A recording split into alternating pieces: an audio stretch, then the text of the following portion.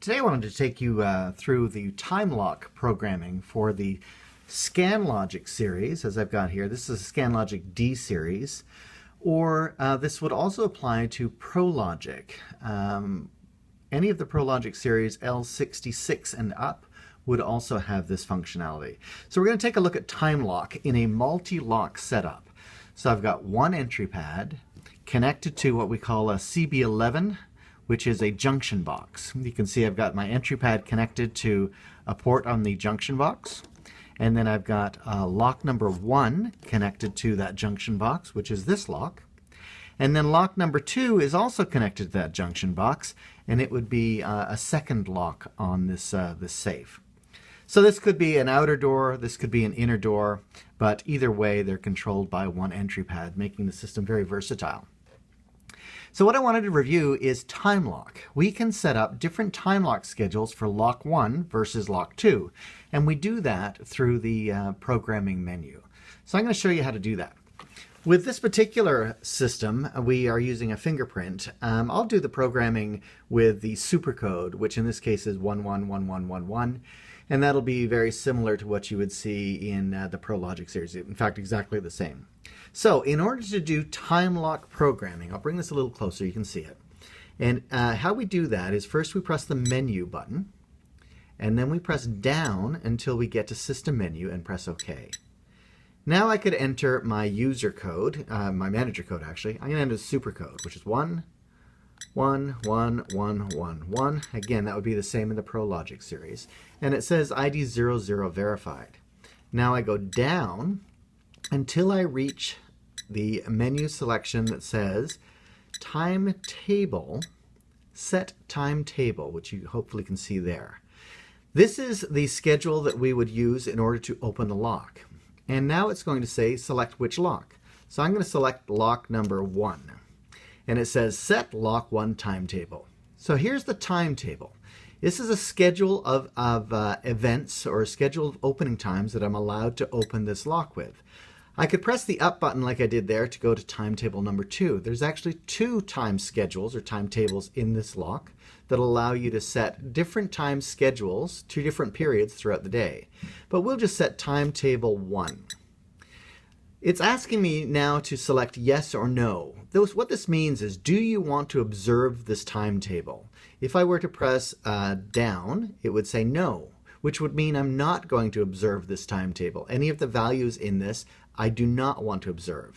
But because I do want to set a timetable here, I'll select it as yes and press OK. Now what's important to note is if I had said no, then it would not observe this timetable, which means that there would be no times in timetable number 1 that would allow me to open the lock. And since timetable number 2's default values are no access, by default you have to set the timetable in the second timetable to allow you access. By putting a no here, it would mean that I could never gain access to my never gain access to my lock. So that's an important consideration. But in any case, we want to set the timetable for the first timetable. So we set that to yes and we press OK. Now you're presented with Sunday 0000 and the word yes. And what you want to do here is select, do you want this schedule for Sunday? Sorry, I timed out there, so I'm just going to go back to it. You have about 10 seconds between the time these things go to sleep. So I'm going to go back to lock number 1, and I'm going to say, yes, I want to select timetable number 1, and yes, I want you to observe this timetable setting. So I press OK.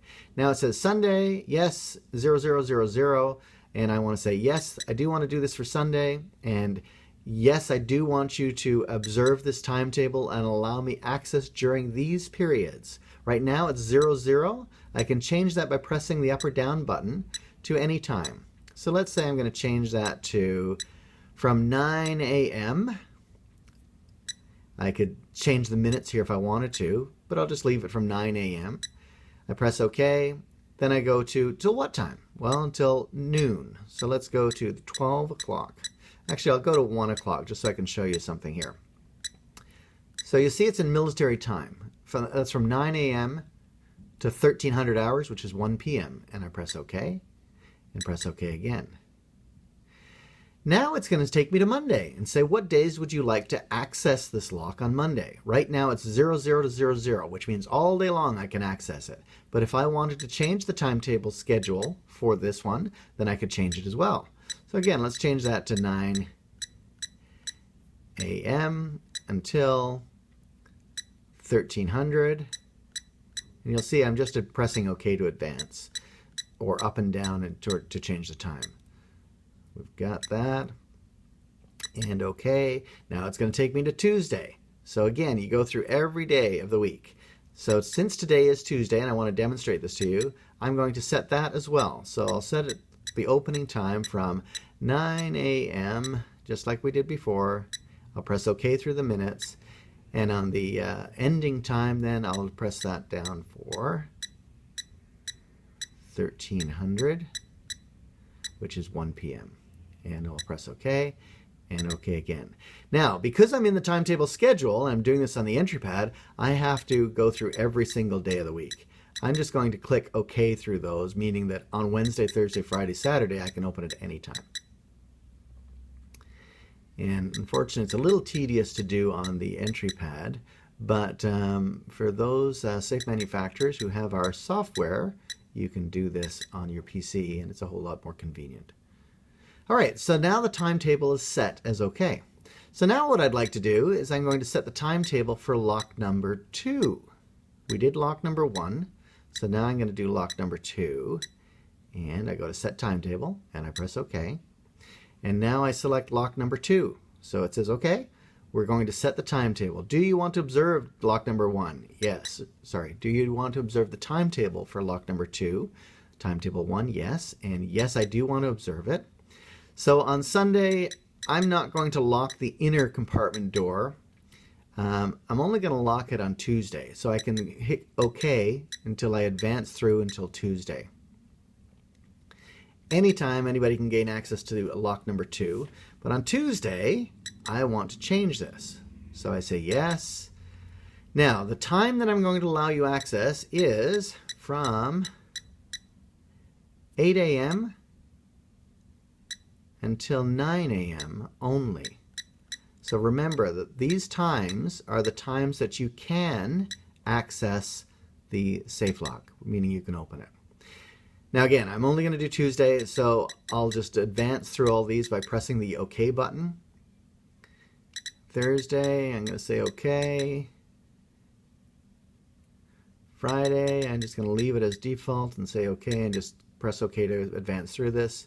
And the same for Saturday. Okay.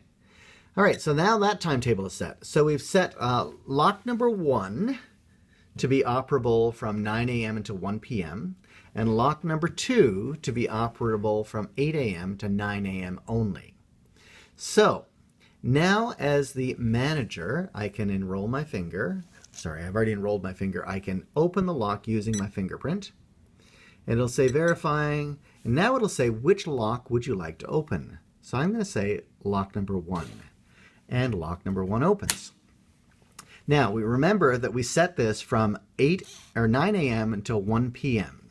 The time currently is about 11 a.m., so that would be within that schedule. That's why I could open this one.